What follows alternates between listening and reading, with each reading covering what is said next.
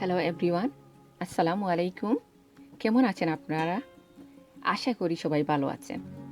আমি আজকে তৈরি করে দেখাবো চিজ কেক। চলুন তাহলে দেখে নিন কিভাবে এটা তৈরি করা হয়। প্রথমে আমি ধন্যবাদ জানাই আপনারা আমাকে লাইক কমেন্ট করে সাথেই আছেন।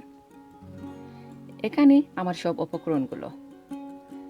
আমি 300 গ্রাম ডাইজেস্টিভ বিস্কিট নিয়েছি। এখন এগুলোকে ব্লেন্ড করে নেব।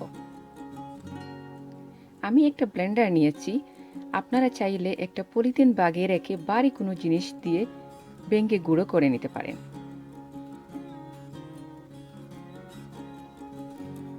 এবার আমার বিস্কিটের গুঁড়াগুলো রেডি হয়ে গেছে। এখন একটা বোলে ঢেলে দেব। আর 100 গ্রাম বাটার গরম করে নিয়েছি। এবার এগুলোকে ঢেলে দেব আর ভালোভাবে মিশিয়ে নেব।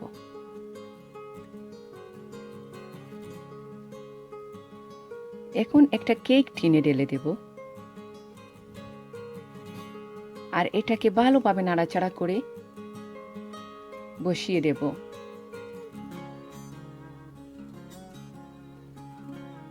পরে চেপে চেপে এটাকে সেট করে নেব এইরকম ভাবে।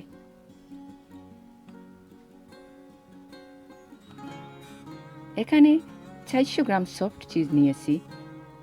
এগুলোকে এখন উইক্স করে নেব। দিয়ে দিলাম 100 মিলিলিটার ডবল ক্রিম আর চিনি দেব 3 টেবিল চামচ। এবার এগুলোকে একটা মিক্সচার দিয়ে ভালোভাবে উইস্ক করে নেব। একটু সময় নিয়ে এটাকে উইস্ক করলে ভালো হয়। আমি কিছুটা সময় উইস্ক করে নেব। যখন ফোম চলে আসবে তখন বন্ধ করে নেব। দেখুন ফোমটা চলে আসছে, আমি বন্ধ করে নিলাম। এবার আস্তে আস্তে করে ঢেলে দেব ফোমগুলা ডাইজেস্টিভ বিস্কিটের বেইসের ওপরে। আর এটাকে একটু শেক করে নেব যাতে বাবলগুলা বের হয়ে আসে। আর রেখে দেব ফ্রিজে ওভারনাইট। এবার ফ্রিজ থেকে বের করে নিলাম। দেখুন খুব সুন্দর মতো সেট হয়ে গেছে। এবার এটাকে কেক টিন থেকে বের করে আনব।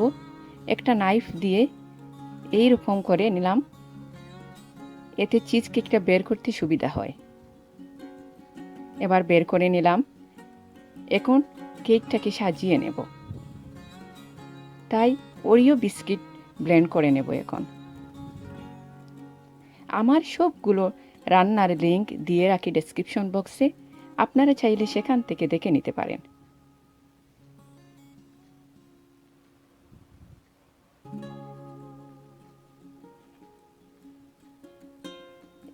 এবার বিস্কিটের গুঁড়াগুলা রেডি হয়ে গেছে। আমি কেকটাকে সাজিয়ে নেব। পরে স্ট্রবেরি ও ব্লুবেরি দিয়ে সাজিয়ে নেব। আপনারা চাইলে যে কোনো ফ্রুট দিয়ে সাজিয়ে নিতে পারেন। পরে আমি সামান্য ক্রিম দিয়ে পরিবেশন করে নেব। আমার রেসিপিটা যদি ভালো লেগে থাকে তাহলে লাইক, শেয়ার, কমেন্ট এবং সাবস্ক্রাইব করে উৎসাহ দিবেন। আমি এখানেই বিদায় নিচ্ছি। সবাই ভালো থাকবেন, দোয়া রইল। আল্লাহ হাফেজ। Thanks for watching.